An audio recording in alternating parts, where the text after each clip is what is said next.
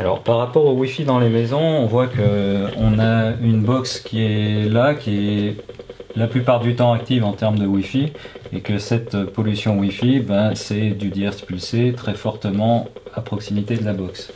Puis à côté, on a un ordinateur qui lui aussi va fonctionner en Wi-Fi avec des valeurs importantes dès lors qu'on va aller surfer sur les sites.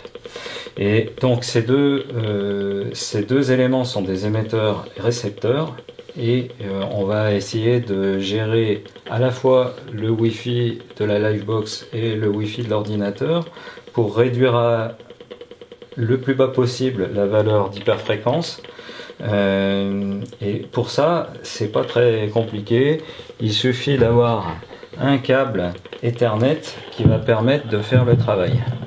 Alors le câble Ethernet, c'est un câble qui se branche derrière la box d'un côté, derrière l'ordinateur de l'autre, et qui va remplacer le réseau sans fil Wi-Fi, puisque Wi-Fi, ça veut dire Wireless Fidelity, donc réseau sans fil. On peut avoir Internet sans problème, sans réseau Wi-Fi, je le précise toujours, parce que de nombreuses personnes pensent que le Wi-Fi, ça veut dire Internet. Voilà. Donc par rapport au Wi-Fi émis par la box, sur une Livebox blanche, c'est assez facile à couper. Il suffit d'aller appuyer 5 secondes sur le bouton de la façade avant. 1, 2, 3, 4, 5. Et là, on voit que le voyant s'est arrêté.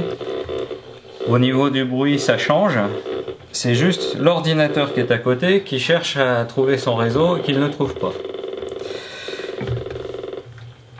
La solution ensuite pour pouvoir continuer à être sur Internet, ben, ça va être tout simplement de brancher un câble sur l'ordinateur, un câble RJ45 sur l'ordinateur, et puis derrière la box, sur la box. Et là, le câble va remplacer le réseau sans fil pour que ça fonctionne. Dernière chose à faire, on voit qu'il reste encore de la pollution. On va aller sur l'ordinateur, couper la carte réseau.